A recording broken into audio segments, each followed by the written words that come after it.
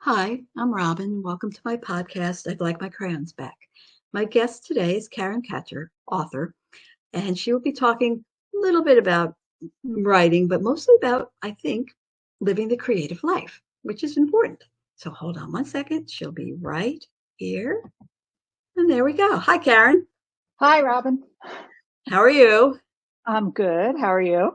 Good, good. Um, I'm going to bring up your books to start. Okay. And and I've actually read all of them. The Oh, first thank you. You're welcome. And the first is The Secrets of Lake Road. And that was your first published book, I believe. The Secret, yes, back in 2015. Wow. Yeah, Didn't it's been a while. Yeah, it didn't seem like that long ago. And then we have The Sisters of Blue Mountain. And these are, They're what are they like like? women's fiction mysteries. Okay. Okay. Yeah, because I Kind do of remember the a mystery part. I blended just wasn't genre. sure how you. Yeah, Okay. it's like a blended genre. Okay. And I like those. I like those a lot. And then we have River Bodies was next, I think. Yep. And then Cold Woods. And these are sort of police procedural mysteries or Um, Crime thrillers, crime dramas. okay. Um, yeah, they're part of a series. There's three of them: River Bodies, Cold Woods, and Spring Girls. Yeah, there's Yep. the other one. So that was a three-book series called Northampton County. So And all the settings, it was all in the same county. right. Northampton County in PA, right? Yes. Okay. And then your most recent, and I think your favorite, The Grieving Yes. Tree. Yeah. This is I would say this is the crime thriller or a popcorn thriller. It also has some dark humor in it, very quirky, offbeat. Right. So it's definitely different than the other books. Yes. Yes. And I think if we talk about creativity, which we're going to, I would, it seems that I didn't stick with one genre. I was always kind of blending genres, even from book to book, a little bit. Marketing wise, this probably wasn't the best strategy. But uh, in terms of who I am creatively, that's who I am. So I've kind of didn't stray from that. Right. And I think I'm kind of the same way as far as It's a blending risk. genres. Yes, yes, it is a risk, but it's who And you are. yes, I have, it has taken me a little while to understand that about myself, like who I am as a creative person. Right, right. And that's oh sorry, I'm pulling up my socks here. um that was something that you wanted to talk about how you live your life as a creative person, I guess. Is or if I'm Yes. wrong, okay, go ahead. No. So what I guess what I say when I didn't understand what it meant to live a creative life. Like I was so in the beginning of my career, I was so focused on trying to write the best book I could possibly write and get it published. I mean, publishing was the end goal. Get a literary agent. I went the traditional publishing route. So I wanted to get a literary agent and get a traditional publishing deal, which I ended up doing, so that's great. But I didn't understand what a life in the creative field would look like. And I guess this is once you get older, you kind of look back and you understand it better then. So I guess I'm at a point in my life, at my age and my career, you kind of look back and things become a little more clearer. But there's so much talk about rejection and how hard it is to get published, but to stay in the industry, I think you have to navigate those highs and lows. And where do you find the motivation from? Where do you how do you deal with the rejection that comes? Like you're already published, but maybe you lose a contract. They don't, offer you a new contract for the next book, or you Right. get a bad critical review, or readers don't connect with it. All the different highs and lows. And the highs were, yay, everybody loves it. But like, how do you navigate that through your career? Like what does that look like? And I didn't understand that. I didn't know where to look when I was low, and I didn't know how to even react when I was at a high. Like it was all very overwhelming. Right. Um, what was interesting to me was at a lower point, it's always in the lows that you search for a way through, right? Right. Right. Or even to look for motivation to Hmm. how am I going to continue? I'm out of contract again. They're not renewing me. How am I going to continue? I don't think there's a whole lot out there that talks about what a creative person goes through. And it's not just writing. I found that what I was searching for was things outside of the publishing industry, things outside of writing, to bring me back to my creative self, to figure out who I Hmm. was as a creative person, but like how to navigate how to navigate that, but not from other writers. I looked at the music industry. I started watching a ton of documentaries, rock documentaries on Netflix. I think I'm trying to think who else has them. Max has a few. I think Max had Tina Turner. I think, but I wrote a list because I forget. I went through. I know.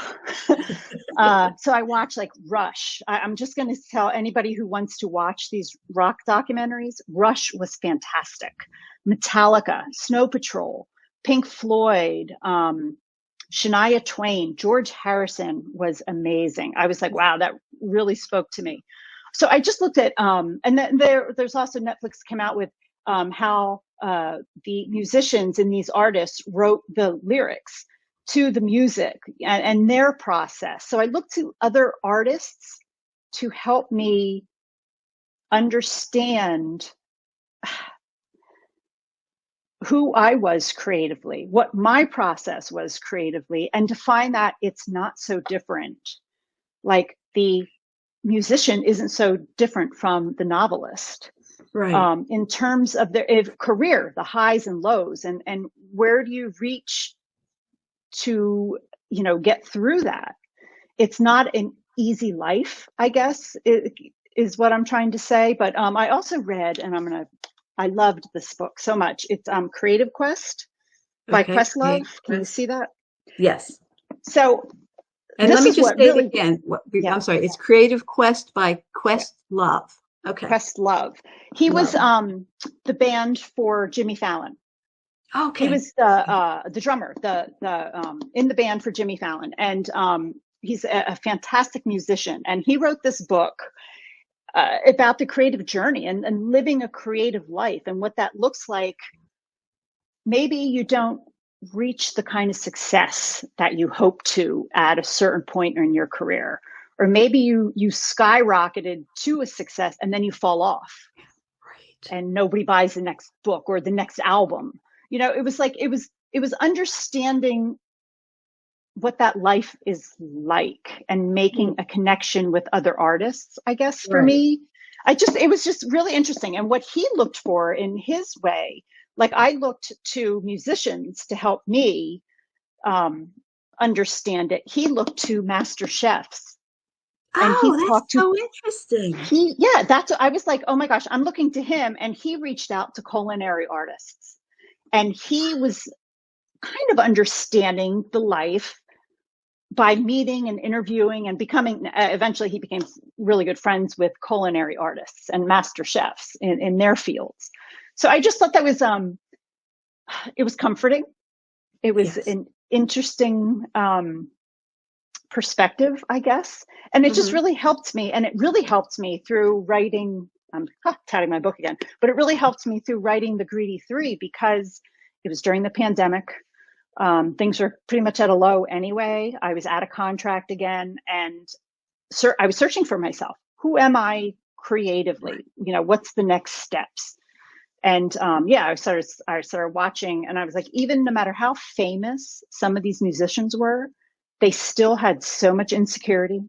They still didn't feel like things sold enough. Things didn't do well enough. Will they get another, recording contract? Will they be dropped by their, record label? It was just there's so many similarities between the Yes. music industry and the publishing industry. So I really could relate to that. And then I wrote, I'm like, I'm going to entertain me. I'm going to go back to before I was published, before I knew any better. I don't know, before I knew what it was like to be inside the industry, and just write something that I enjoyed, that made me laugh. And it's dark humor, so I kind of have a dark, quirky sense of humor. um, Probably not for everybody, but yeah, I had a ball, and I think it's one of the best books I've written because of that. Because I And centered myself, and then of course, you always take your reader into consideration, but that process comes, I think, once you work with your editor. For me, it right, does anyway. Then I'm like, okay, now how do I make this marketable, saleable for other people that want to read it? right. And sometimes it's hard to get that balance because what your intentions are for the book, and then when your editor Yeah. views it and says, "Oh, in order for us to sell it, can you change this, that, or the other thing?" Right. Yeah, and that can be frustrating Yes. too. Yes. It's a process. It's a give and take.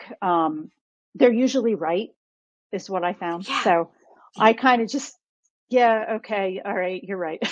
and, I give and run with in. it. Yeah, and run with it from there. I don't ever think that yeah, I don't think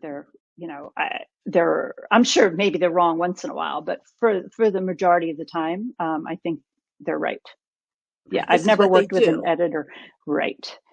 That all everybody I've ever worked with, they just want the best success, for the book. So everyone's wonderful that way. It's just not an easy life. It's not an industry that's easy to be in, even no matter what level you are at your career, is what I found. Because even the top selling authors, I think, struggle with the pressure. First of all, if you Yes. have one great selling book, then the pressure to produce another book at that level um, is incredible. I hope to have that problem one day. Me That's too. another problem where I'm still waiting for that breakout novel. You think like 6 books in, but you know what? I'm pretty proud that I was able to get 6 books traditionally published. Yes. Hopefully there'll be a 7th. Working on it. I've got very, very dark all of a sudden. I think the sun, is that better? Yes, yes. I didn't want to. I thought maybe you were trying to hide a little, so I didn't want to No. say, "Oh." I put a blanket up over the window because the sun shines in and it's just too bright. So, Right, but right. now the sun is down. So there you go. Okay. Now keep warm under that blanket. Yeah. And I think you were saying how you don't like to discuss your work during the process either. Right. Yeah. Yeah, because I can't talk coherently about it. And one of the hardest questions I think a writer gets asked is, what is your book about? Yeah. I don't know. It's about a lot of things. Either we ramble on for, 20 minutes and people's eyes glaze over, um, or we just don't have an answer. It's very hard to do that. I don't know. I think it's a different part of the brain to succinctly say what your book is about. So for me to talk about a project when I'm in the middle of it, a lot of times I just don't know. Um, Right. I Because you haven't don't know. formulated. It's still working. I'm not sure what it's about. Yes. Right. Right. It's still a It's work in progress, and you don't really yeah, necessarily, you can't say, oh, it's this story and it goes from this point to this point because it could change by the time you get there. right. And I think also, like, I'm not. I don't know about you. Do you plot out your Yeah, books before you? I had to for those 3 books for Kensington because they needed them quickly and they wanted to see it an outline in advance. But normally, no, I fly by the seat of my behind here. Yeah. And you know what? That's a funny. I was thinking about this before we started chatting. They always say, "Are you a plotter or a pantser?" Which the Right. pantser is you write by the seat of your pants Hmm. without planning. But I'm like, I don't plot. I would definitely fall on the pantser side. However, I thought about it and I'm like, but in ways I do plot because before I come and sit at my computer, I've already worked out what I'll be working on. Like I can Right. see as far as the headlights. I think there's a saying, I don't know who said that. I can see the Yeah. story as far as maybe your headlights can in the Hmm. dark. So I know I've already done the prep work mentally away from my desk of Right. what I'm working on, whether it's a scene, whether I'm going back and fixing something or dialogue, whatever I'm working on that day, I kind of know before I sit at my desk. So if I try not to stop at the end of a chapter and walk away, unless I have no idea where I'm going next. And then it could take me a few days to like figure it out. But I will know like, okay, if I want this, this, this, so this could be chapter da, da, da, da, da. So it's like you are plotting. Right. Right. And like You I don't just always, sit down with no idea and go, you yeah, know. right. It's not just coming out of, Right? nowhere. And I always like to Yeah, leave like sometimes mid-sentence if I'm going to yeah, walk away, yeah, mid-sentence, because that's the sucks me back in. If I yeah, end what I'm working on, yeah. then It it's it hard, pulls it's you back tough to your to get desk. back. Yeah. You're like, oh, I want to finish that. And then you're at your Yes. desk.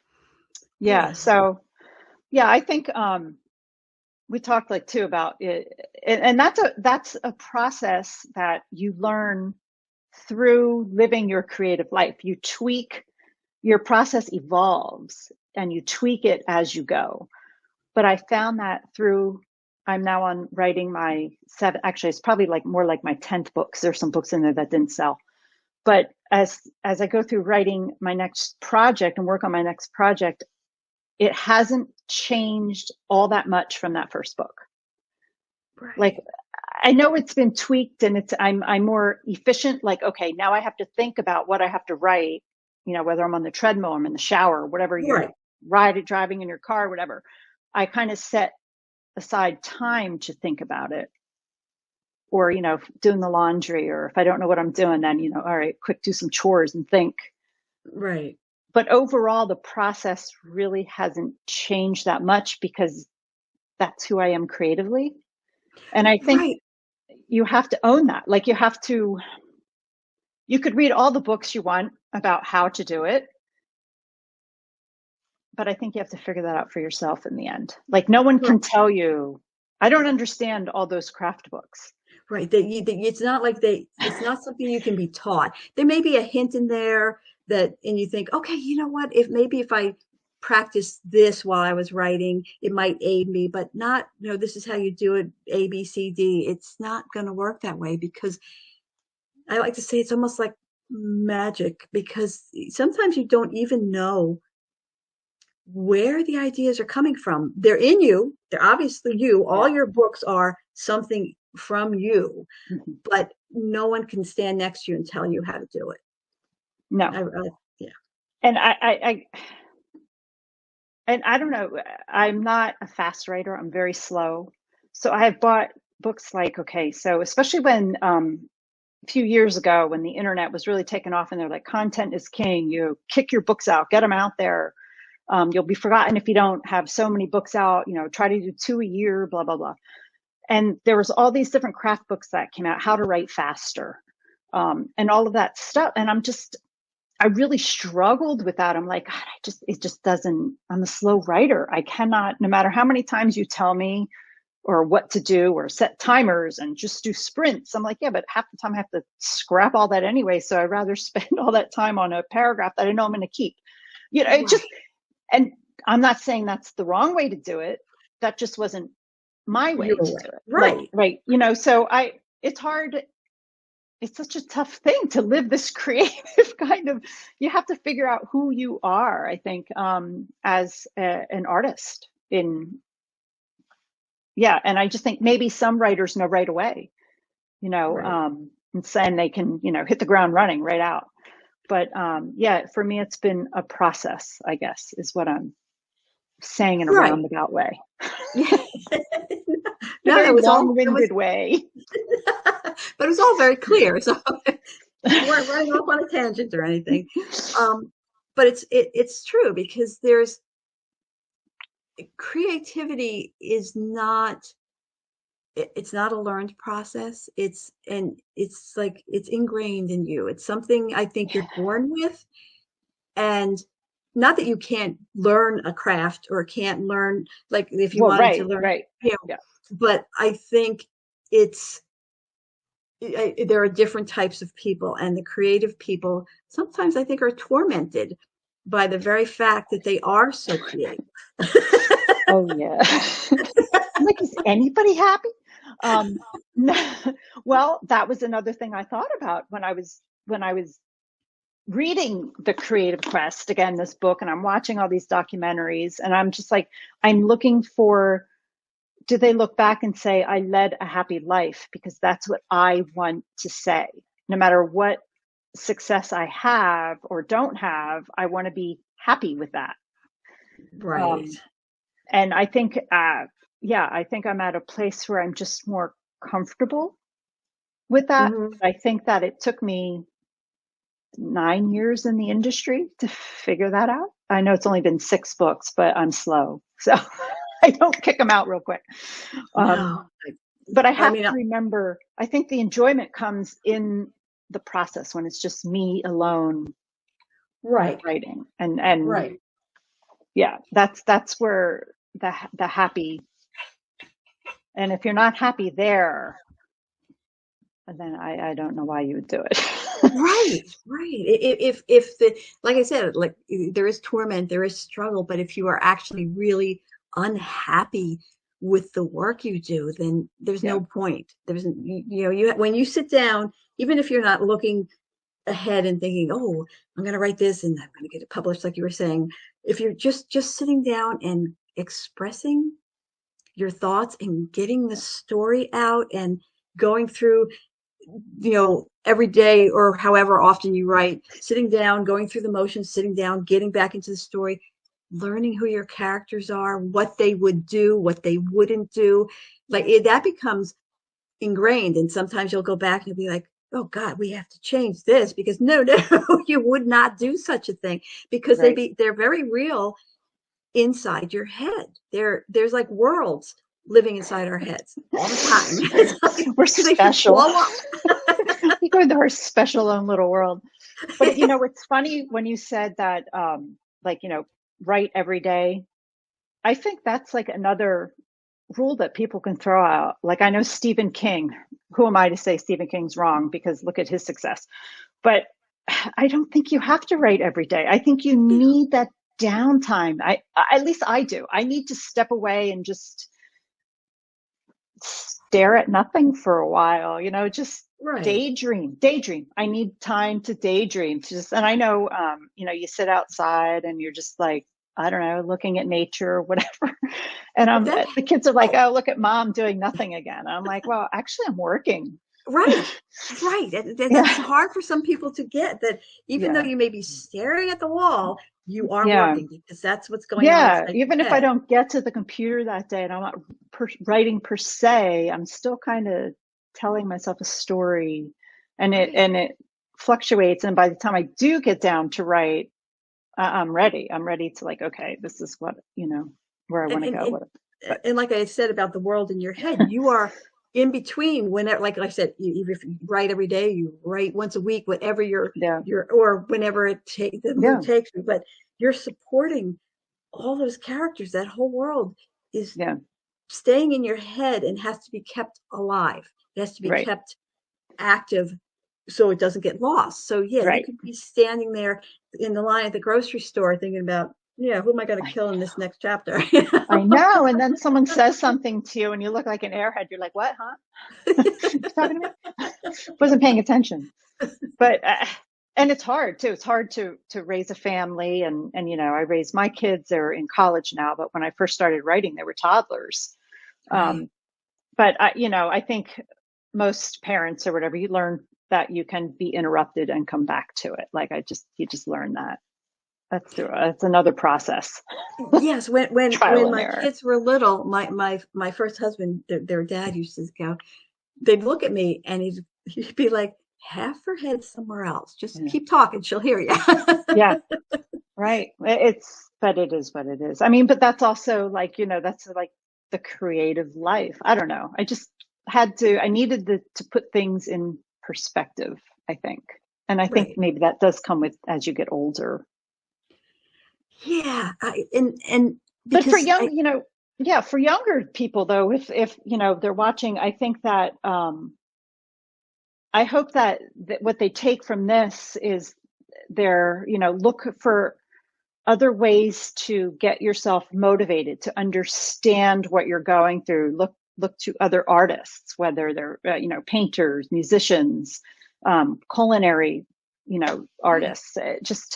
I think that's so helpful to branch out and not just stay stuck in the Right. industry that you're in. I don't know, because I know I love. I also watch a lot of sports documentaries. I'm a big tennis fan.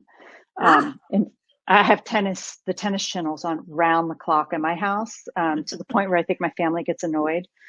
But and if I walk around with my tennis racket in my hand, but I love to play too. And they came out with the documentary.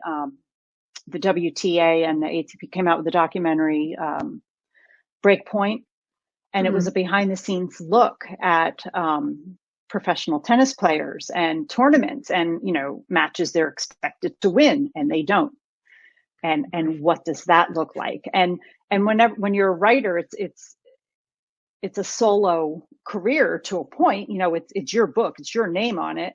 Same with the tennis player. They have coaches, you have support team, and you have everybody around you, your editor, whatever. But when you're on the court, it's just you and your opponent. Right. So it all falls back on you. So it was interesting to see how an athlete dealt with, if you want to even say, their creative person in their own right, because I think that athleticism is an art form, and it could be a thing of beauty, watching someone who's is so athletic and graceful and an expert at what they do. But it was interesting to see how they dealt with failure, where we call it rejection, Right. failure, or a loss of a match. It's still that same feeling. Right. So it's It's a interesting. disappointment because you've put all of yourself into it, and it's a Yeah, disappointment. But I think, like, I believe creativity is part of everyone's life because even some people, you see them walk down the street and the way they're dressed and the way they yeah, move, and you're like, wow, how do they absolutely. do that? Right. Look at me, I'm, sweatshirts.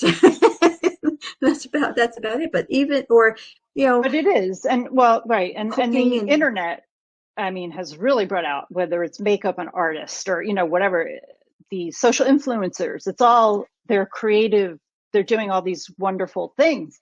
I think what I it's not just being creative though, it's like being creative and trying to sell, you yes, know, making it your career. It's not just a hobby anymore. right. It's navigating that life as a career, and looking to get, financial, reward or whatever you're looking for. Right. And that But that there, but can there, be the that's the difference, I think. yes, yes, because like I garden, I feel like that's creative, but I'm not looking to make money from my flowers. So Right. if You're they not don't grow, entering if any they don't grow horticulture this, yeah, competitions. At and the if they don't farmer's grow fair, this there's spring, Robin. yeah, hi, here's my zinnias, Yes. Which you could do, and that is fine. yes, But but I'm not looking to do that. So yeah, to me, if yeah. my So there's a flowers, big difference between yeah, hobby and yes. living a creative life in terms of a career. Yeah. Right, right. Because my flowers could kick the bucket, and it's like, ah, crap, I just wasted all that time. But it's not like, Yeah. oh, they're No, gonna I kill me. can't. Do you have a nice garden? Do you grow like? I used to.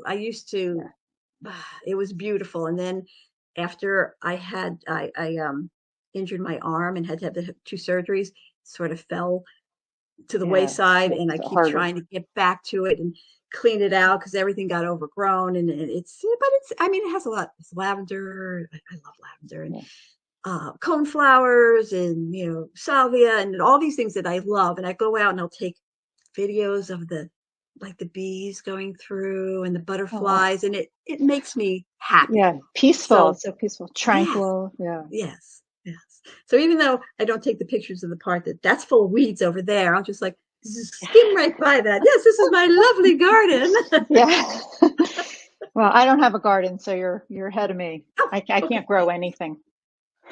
I couldn't. I never Yeah. thought I could. And Uh, then I can't even grow a house plant. I mean, everything dies on me. They have the that brown thumb house award. plants, I can't do house plants. They come No. in and they're, dumped within a week. My kids always like, they're like choking, water me, because I forget they're there. Like, oh crap. But Oh wait, was I supposed to be doing something with that plant? they're Leaves all are all dead. All brown the now. leaves are off. It's like, ah! They're like You touch choking. the soil and it's like rock hard. Oops. Right. Got to water Oh, Lordy. But yeah, it is the creative process for any artist, whether it's now. This is going to sound a little weird because I think like pottery, making pottery is an art, but I don't know if you have the same, while you're making it, if, it cracks in the kiln or suddenly you're like, whatever they do when it's spinning around on that, and all of a sudden it yeah. goes, that's, upsetting and that's a disappointment. But I don't think it has the same long-term effect because you can go back right away and make another one, and the beauty is like instantaneous. You see it in the form and then when the glaze is, whereas, and if they're trying to sell them, it could be disappointing, I'm sure, if they don't sell as well as they expected. But like the reward or the rejection is almost instantaneous. Right. Where It's, like we're working on something for, I mean, a year, maybe two. yes. Or I'm And then slow, so it takes me like a year or two, but others it might take 3 to 6 months, but it's still months it, at a time. And then right, before it even comes out into the world. And same with, I guess, a recording artist, a right. musician, could take them. And yeah, and once your baby is out there in the public eye and you're still waiting to see how it's going to be received, and then all of a sudden you're like looking at numbers and you're like, the hell? Yeah, What is, and you want, and then you that's, start yeah.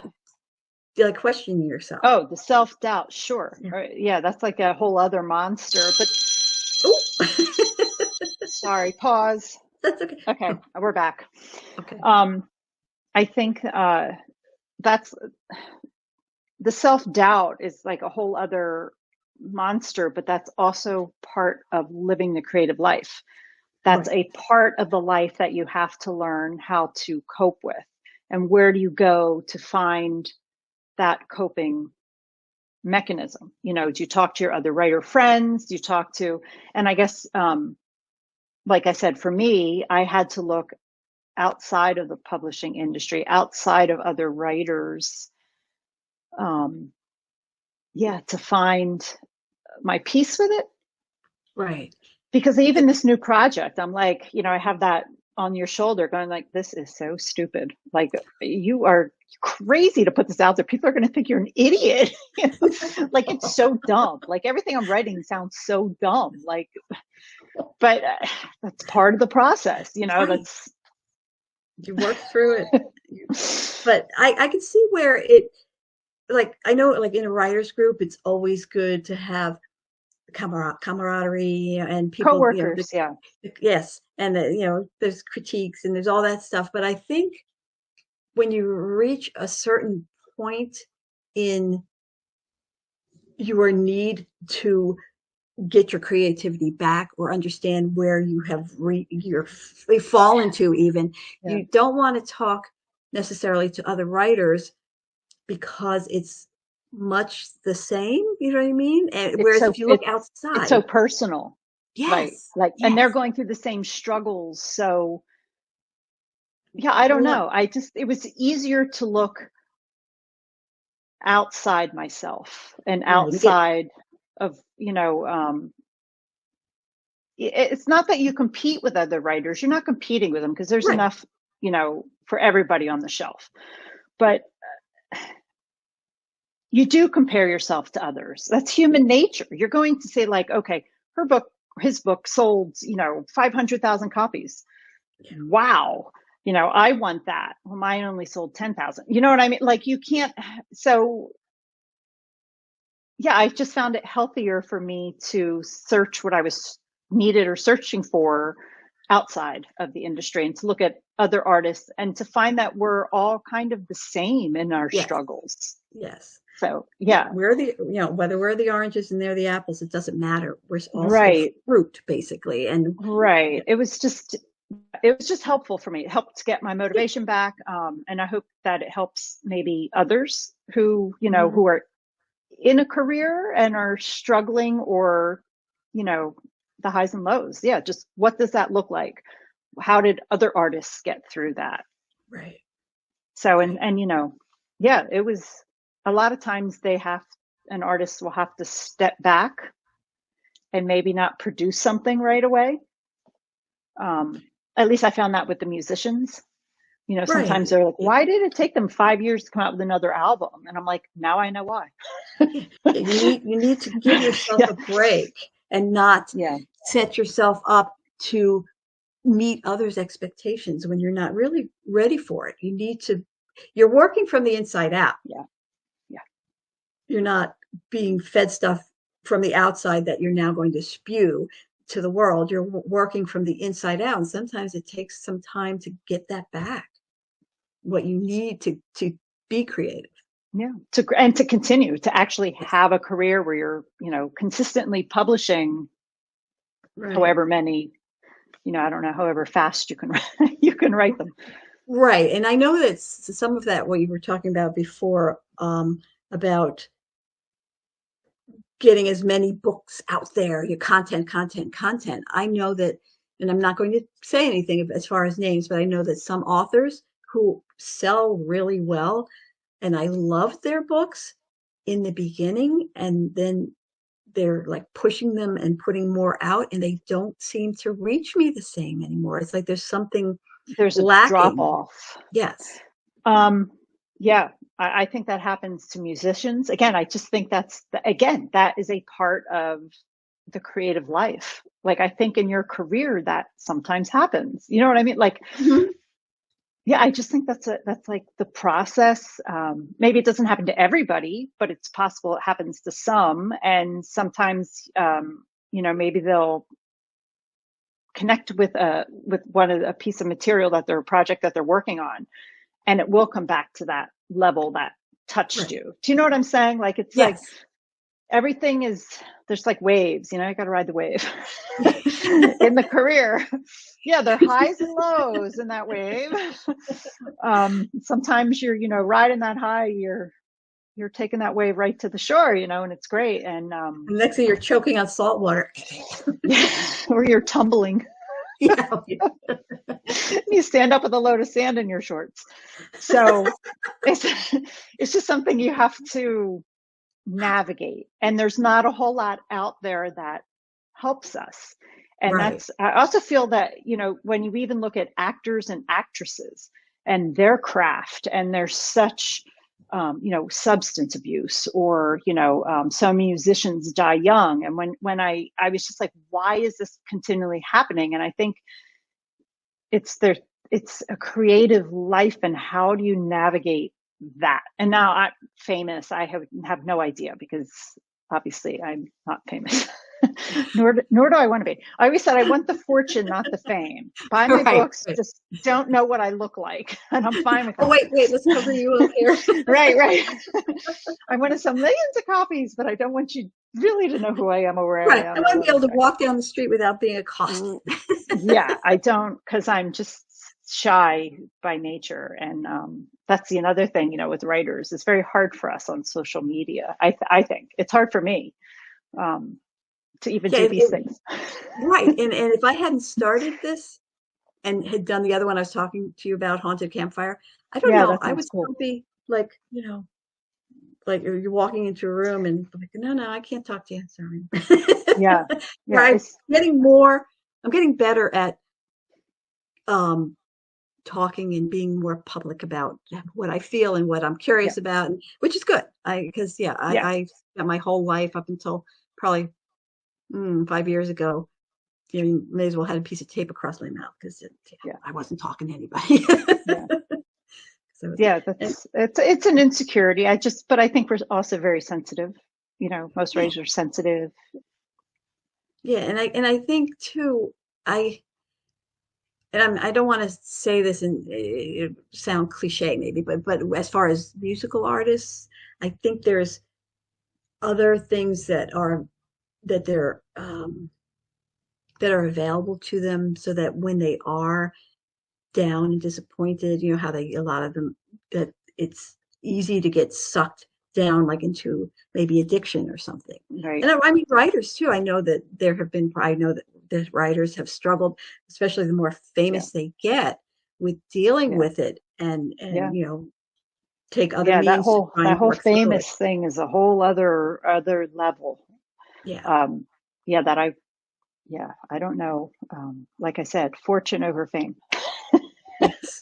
Yes. Because yeah, I would like my books to be well known, but you don't really have to recognize me on the street. Like you know, yeah. Preferred I if like you that did. part though. I'd So rather be walking around with a book in front of my face so that they could see that, and you don't need to know who's. But the yeah, one thing, because of social media and what's expected now, I mean, I've heard you don't have to get your face out there, but I think sometimes they really expect to see you so that you're more relatable to them, yeah. and it's difficult. It's very hard. I know. Right around the time my book will publish, no matter what book, first book, sixth book, uh, I I just want to curl up in a ball and hide in my room and not go on social media, not go out in public. I don't want to leave the house. It's a Right. really weird dynamic for me, thinking like I work so hard because I want this out in the world. Now it's finally out in the world and I just want to hide and lock the doors and I don't want anyone talking about me or looking at me or Well, almost it may be that you're afraid of, like we were rejection. talking about, rejection. Yes. Yeah, And probably. and Yeah. that's what's lurking in the back of your mind Yeah. because you did spend all that time working Afraid on of your baby and rejection. producing And it out. yeah, I think it's a piece of myself. Right.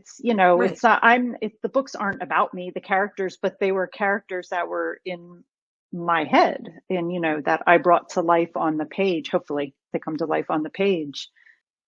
Yeah. So that's like the book. I feel like the book is my public self. Right. And that's the part I want public, but everything else I don't. Does Right. that make sense?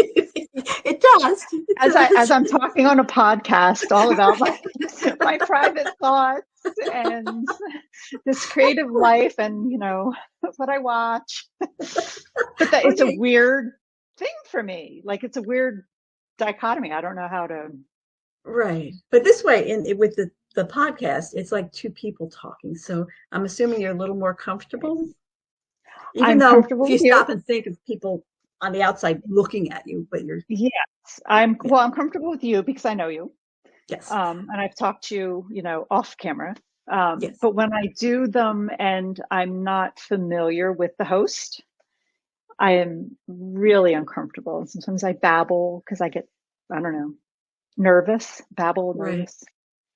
Yeah. right. When I did that interview for the paper I was telling you about, I did that. I just kept like, Blah, blah, blah, here, blah, blah. yeah, simple question. Or blah, blah, blah, blah, blah, blah. And it was a short article, so we had to keep diluting it. I'm like, does this even make any sense? Yeah. That's Yep. all right. We are people like everybody else, and I think that's Yeah. why with social media, that's what they like to see is that even though they some people are so awestruck by writers, I think they also like to see that they are real people.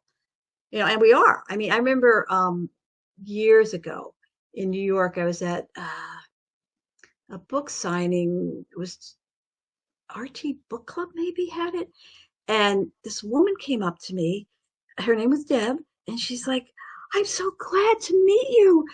And you know, I signed my book for her, and she just kept gushing and gushing, which I really appreciated. But I thought, I get up in the morning and I put my pants on the same way you do. You know, I'm not special. I'm not special at Yeah. all.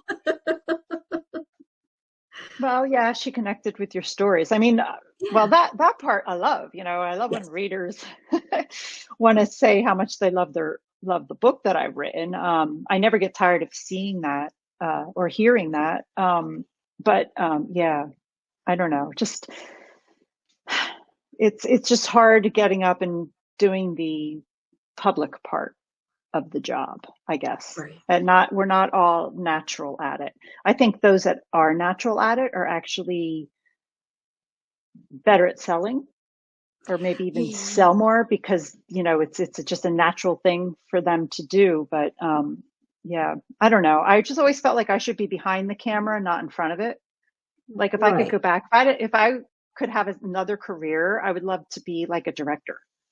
Oh, yeah. I would love to be working with the script writer, but I would love to be behind the camera and orchestrating the scene, Same as writing. never in front of the camera. Right. But that's the same, that actually what you're doing with writing. You Yes. are directing, Yes. orchestrating the whole thing. Yeah. Yes. So if I could go back to school, I'm too old for that now. I guess you're never too old, but I just don't, that's a lot of time and energy. Yeah. But if anybody wants to option my books for, right?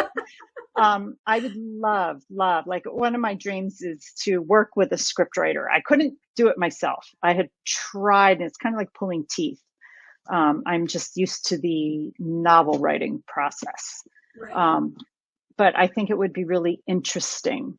I would love to be behind the scenes and a part of that process to see how the making of the movie, like another thing that I watch are, behind the scenes of movies.